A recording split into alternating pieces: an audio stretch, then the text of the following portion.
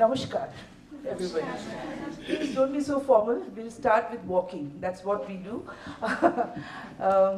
But before I start, please sit down, everyone. I'd just like to say that today, more than dancing, we will do a little bit of, we'll have a little bit of fun, and that's how I've learned, and that's what I'm going to share with all of you. Because I like to say a little few words about the style, Uday Shankar style, which I think it's very important for me to say, because everybody has a very mixed idea about what the style is all about. They think it's creative means you can just have a little bit of a combination of a few movements and put it together, and then it becomes creative. But unfortunately, it's not that. The person that I'm talking about, he was a genius. He never learned dancing. He was actually a painter, and he was also the member of the Magicians Club in London. He was a magician, so he was literally a magician. Not only a magician, but also he was a magician on stage. So I think he put the painter and the magician part of him both together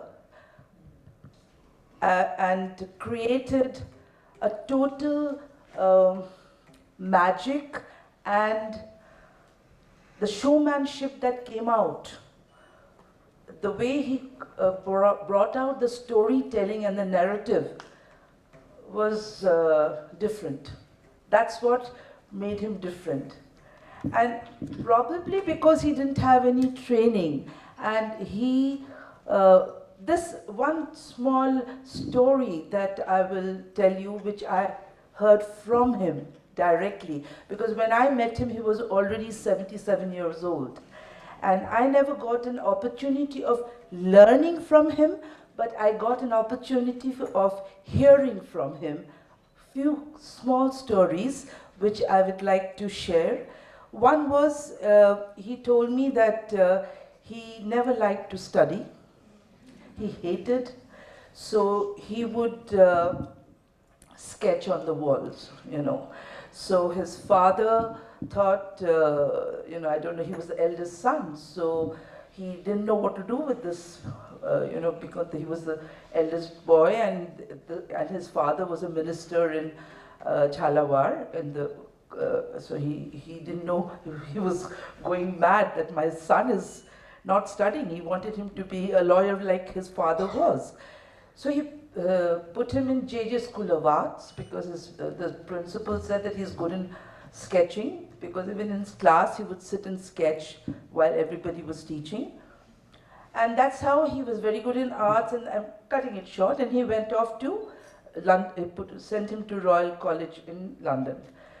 So somehow he got in, even in Royal College, he finished his course very early, and he came in touch with, he did an audition for Anna Pavlova. And how he got interested in dance was, while they were in Jhalawar, he was born in Udaipur, so that's why he was named Uday. They were based in Rajasthan. And his father was a minister in Jhalawar. So at night, in the middle of the night, he would hear the drums in the cremation ground, where the domes would play the drums after having, वो क्या कहते हैं वो थर्रा, हाँ उसको थर्रा कहते हैं, and they would play, in ecstasy, and that sound would really attract him. So he would run away, middle of the night, and go and sit with them. And he would see this old man dancing, and that every night he would run away, and listen to him and see him dancing. And that attracted him, that rhythm, that way of expressing. That was actually what was his source of dance, what he thought, the expression of what the rhythm was. So that was his main thing. I think much later, he went and met him also. His name was Mata Devi. Yes, his name was Mata Devi. You're right. He went and met him later on. And that old man didn't know why he went and touched his feet. You know, so that was his source of dance when he really, when you come to think of, you know, he said that he was my guru. He doesn't know what he inspired me to do, actually. So I'm just making it very short for you all to know that how this man who never learned dancing, but how he got inspired to dance. And how he came in touch with, this is the story why I'm saying what I asked him that, Baba, how did you get to do, come in touch with Anna Pavlova? So he said, no, I had to give an audition. I said, oh, you had to give an audition? He said, yes, I heard that she was looking for a dancer. So I had to go and give an audition. So I wore an achkan and I tied a tabla on my waist with a sari. So I didn't know, I needed a rhythm. So I just was playing the tabla and I was just doing some shoulder movements and I was doing some shoulder and my body movements and I was going up and down, and that was his audition. And she picked him up, you know. So she also saw something in him. So that's how, you know, she, you know, found that, okay, this was a person who would partner her, because she wanted to do 2 oriental pieces before her ballet. So, you know, his journey has been very, very interesting. Because, you know, sometimes these kind of people just come once, 1 in a million. You know, they are born 1 in a million. And that's probably is the way his life got navigated. That is how he came in touch with her, and that's how his life went further. And as he, you know, went along with her, he saw that he learned a lot of things while being performing with Anna Pavlova. And he saw success, he learned discipline, and he understood what the hard work is for being a performing artist. It's not easy. And he thought that, you know, life was lovely, because in those days he was getting $200 per week. I'm talking about 1920s. So it was, you know, so when he told Anna Pavlova that he was doing 2 pieces for her, choreographed 2 pieces for her, Radha Krishna and Hindu wedding. And he didn't know what, he just choreographed on his own, seeing photographs, and he stitched the clothes on his own, creatively. So he told her that, you know, after these 2 pieces, I'm just sitting idle. So why can't I do the pieces the others are doing? I can easily pick up and do it. So she told him that, don't do it. You have no idea what your culture, what your country has. Because for 11 years, he was abroad. And he grew up in the Western countries, and he had no idea about the Indian culture, about the Indian, frescoes and the Indian temples, and he had no idea about that. So there were 2 people who turned him around. One was Anna Pavlova, and the other was Sir William Rothenstein, who was his painting teacher. So that is how he came back to learning, creating his work for, learning about the Indian culture, in the sense that Sir William Rothenstein sent him to British Museum, and first time he went and saw all the books on Indian paintings, and because he wanted to do cubism and all that, because he finished his course, he said, no, you're not going to do any of those. You go to the, I'll tell the curator, you go to the museum and go and see your country's paintings and everything. You don't have to see the Western. So that was the first, it was an eye-opener for him. So then what he did, for the first time, he understood the rich culture of our country. He was reading and he was seeing what, what we have here. He understood that. And then when after Anna Pavlova, he was going to her impresarios for work, and they naturally, after Anna Pavlova, nobody knew him. So he went down, in Paris. He went to a very bad phase where he was selling all his clothes to survive, to an extent that he was wearing newspapers inside and wearing a coat, and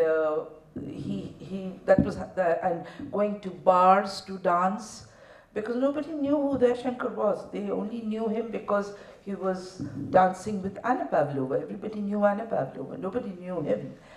So one day, I believe he was in such a bad shape that he was sitting at night and he was going through this book and he saw the photograph of Nataraj. And he just thought that I'm sure Nataraj must have not just come and stood in that pose. He must have done something to come to that position. And what he said, that I just started moving. He said, I just started moving one after the other to do something to come and stand in that pose. And then he realized that no, I have to go back to India. And then he called all his brothers and all his 4 brothers, and he told his two sisters, and he created a group, and he asked his friend Vishnudas Shirali, who was a music composer, to create a music. And that's first time he made his first group. So this is just in a nutshell, I'm saying. So this was a man who did not know. And another story that he was saying, that his visuals that he thought, he said as a child he remembered in Rajasthan that they used to have these processions during Dashera. And the king and the huge procession used to go, and the king would be coming, and before the king came, there would be these mashals would go, then there would be this huge drummers, with this nagaras, they would play and then go, and there would be one whole group of girls dancing, and then there would be these huge tuskers, elephants, and they would have a platform on the tuskers, and there would be these beautiful girls dancing on the tusk, and there would be the king sitting on the. So he had this vision. He said, "Can you imagine?" And there would be people carrying mashals in front. So all these visuals that he had, it all stayed there.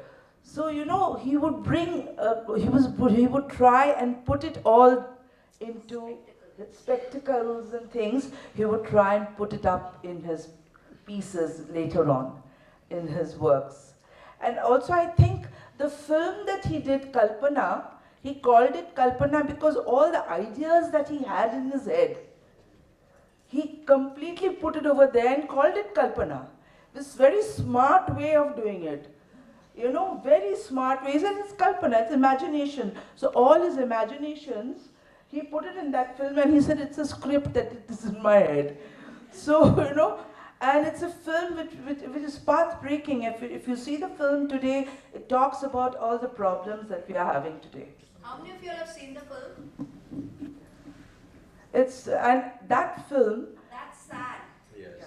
Because please, I think, dance needs a sense of history, sense of reference. And these are reference points. Absolutely. And if you haven't seen that film, please make an effort. It's on YouTube. It is on YouTube. It's on YouTube. You only need to click a button. What a privileged bunch of people you are. We all had to go to the auditorium. Yes. Time ourselves.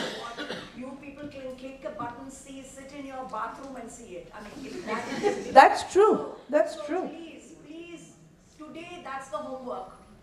Will you It please is go true. back and see it today? And that film is inspired people like V. Shantaram and all to make Janak Janak Payal Baje, and South to all the dance films started being made after Kalpana was made. And Kalpana filmmaking has so many stories I cannot even tell you. The sets, the way it was made, because I remember the sets were made. One day, I believe my husband was playing with those blocks. The children play with those little blocks. So he was playing with those blocks, and suddenly my father-in-law saw him playing with the blocks, and he had an idea.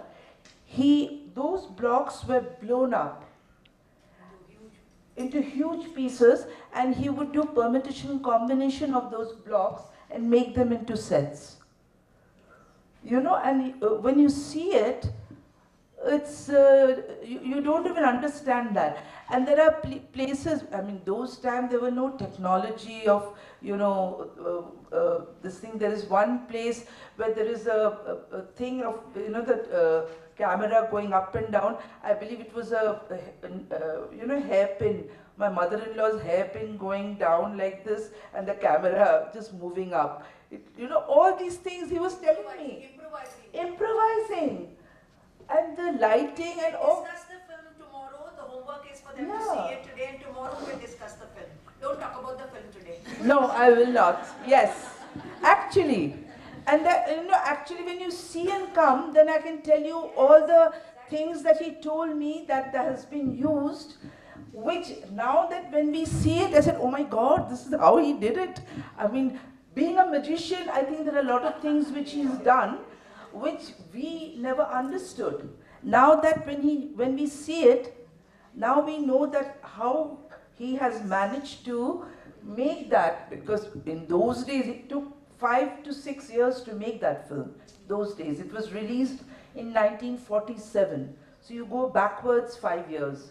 It took so many years for it to be made. So that is the kind of man that we are talking about. And he always felt that if you can walk, you can dance. So my mother-in-law would always say, whenever he would say, Acha, yahan pe, we have one less dancer. Acha, okay. Then maybe my mother-in-law's sister was sitting there. He would say, Acha, you come and stand here. So she has never danced to save her life ever. So she would say, no, I can't dance. He said, no, dara. So she made her stand and make her dance. And my mother-in-law said, she's never danced before in her life. But he had that capacity to make anybody dance. He said, no, we have that rhythm in us. We can walk, she can dance. Well, that was the kind of way he said that everybody can dance, because we have that pace. When you walk in a particular pace. When you run in a particular pace. And when so it is there in you. And you are the driver of your body. Like you drive a car, so you are the driver of your body. Whether you're sitting like this, or you're scratching your head, or you're sitting like that, like Ashish is, or whoever is, So you know how you do whatever you're doing. So you are conducting what you're doing. So you can do what is asked for you to do. The biggest thing that he, so when we'll walk, I will make you all walk, from walk to dance. This is his method. So when you start walking, from walk how we create and make you, it becomes into a dance and then into a movement phrase, and then from movement phrase we go into a little bit of choreography, and then into a little bit of concentration class, you know, when you have to be a little focused. It's a mind game, and then so many of you become one, because his work has always been an ensemble work. So all of you become like one person. So that is how we have learnt. So I think I'm just going to share that much. So.